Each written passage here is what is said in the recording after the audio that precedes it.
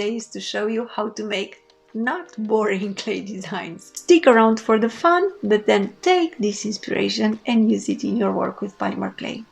Hi, I'm Michaela from Learn Polymer Clay, and let's dive into the tutorial.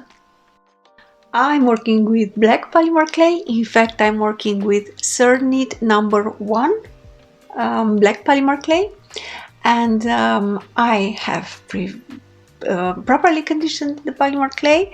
Then I passed it through the setting number 3 of my Atlas bust machine, and I also wanted to show you how you can make your own paper stencils, because we never have all the stencils with all the possible designs. So sometimes it might be handy.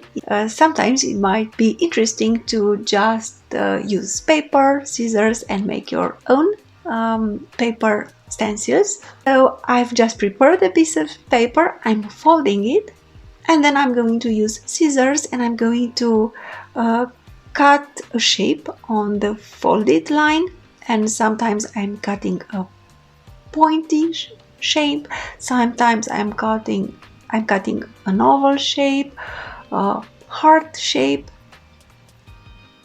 And because we have folded the paper, of course you'll get the same design, you'll get a symmetry in the cutout shape. And I encourage you to play with this idea and make lots of beautiful stencils for your clay pieces. So I did my best to cut out a rectangle shape and a diamond shape as well. And then I folded the piece once more, and this is going to be the second line of the pattern. And again, I'm going to use scissors and cut out shapes, and I try to make a diamond shape. And even though these shapes are not really perfect, I like the finished pieces made with this technique. So I surely encourage you to give this idea a try. So you can make all kind of oval shapes and interesting shapes. And in fact, I'm going to make 5 lines, each with 2 cutout shapes. And I'm playing with this idea of making square shapes, little square shapes, diamond shapes, rectangle shapes, oval, round, you name it. And now let me show you how it works. I'm using my fingers to keep it in place, and then I decided to use some green mica powder, and I'm using a makeup applicator, and I've applied a little bit of green mica powder in the upper part of the areas. Then I continued with some blue mica powder, and I finished with some purple to have a beautiful gradient from green, blue to purple. And as you can see, you can use you can use a paper stencil the same way you use a plastic stencil. I've used a beautiful texture plate with a geometric pattern, and I texture the clay, and I'm going to use the texture clay to make the back of the piece. So I texture the clay with the texture, and then I flipped the textured clay. I put the clay that I decorated with the paper stencil and the mica powders, I put it on top. I used baby wipes to remove some excess mica powder in some areas, and then I just need to decide, and I used a piece of paper to gently press the layers together, and then I just have to decide which cutters I am going to use to make beautiful clay pieces. And I've used a round cutter, a cutter with an interesting trapeze shape, and another one, I don't know what shape this is. And again, I've used the same texture plate to texture the clay, and in fact I've prepared 3 pieces, and then you'll just have to put the scrap clay, the black scrap clay, through the pasta machine, using again the setting number 3. I've used the same texture plate and I textured the clay, and then I used a frame cutter and I cut out 6 pieces. And of course you'll have to take the time and smooth off the edges for these pieces and for the other cutout pieces as well. And now it's time to assemble the pieces. So I've just used the base of the element cut out with the frame cutter, and I put it on another round piece of polymer clay, and I'm going to put the frame element on top. So I'm going to make a design with 3 elements, the round bead in the upper part, like a thin trapeze bead in the bottom, and on top I'm putting the cutout element made with the frame cutter. And of course I will try to replicate this idea for the second bead. I'm not going for I don't know, for perfectly resembling beads. This is not the idea, and I'm playing with this frame. I encourage you to subscribe to my channel. I post frequent polymer clay inspiration.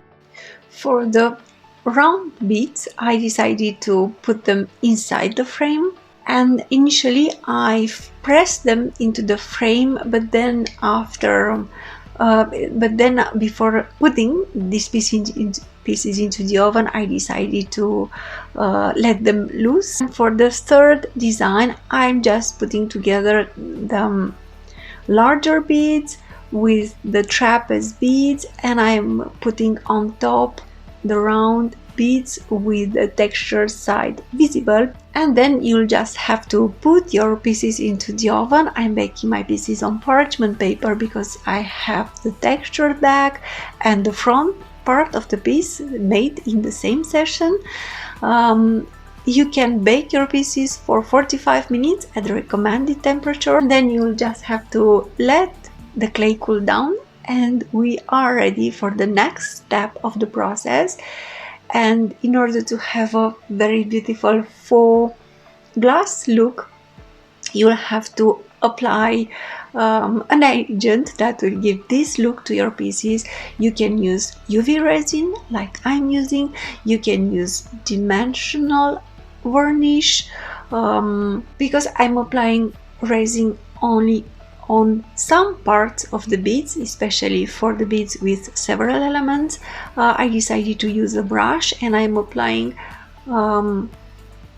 resin on the parts where I have the mica powders, and I'm doing my best not to put resin on the black clay that has on the black clay decorative elements like the frames and the round textured clay elements that I put on the longer beads, because I want to have a beautiful contrast between the clay elements with no resin on top and the elements with UV resin and the faux glass effect. Of course, you have to check, look for the sides, and make sure that you have applied resin on the pieces. Especially, you'll have to check the margins, and then you can use a heat gun to remove any air bubbles. And I'm using a fast curing lamp, UV lamp, to cure the beads, and I'm going to cure the pieces for 2 consecutive minutes. And these are the finished beads, and I personally like them very much. I consider them to be not so boring. I hope that you agree with me. And so I intend to assemble these beads into statement earrings. And in order to do so, I am going to poke holes using a hand drilling tool, and I'm drilling from one side to the other, meaning from front to back, and then I'm going to do the opposite. I'm going to drill from back to front to make sure that I have a nice hole, and of course I'm going to drill such holes for all the beads. And now that I have all the beads drilled, I can use jump rings, and I'm also using a beautiful stud earring element made of stainless steel, and it has a very beautiful grayish, dark grayish color, which is the color of the stainless steel. So for the small round elements, I'm just putting the jump ring through the round bead. Then I put the frame element inside the jump ring, and I finished by attaching the stud ring element. For the second design, I just had to put the bead through the jump ring and also attach the stud earring component, and just close the jump ring sideways. And for the third design, it was the same thing. I just attached the jump ring and the stud earring element, and then I closed the jump ring sideways. And these are the finished designs, and I hope that you find them not boring. It was my intention anyway. Thank you for watching the tutorial, and stay tuned for more inspiration for work with polymer clay.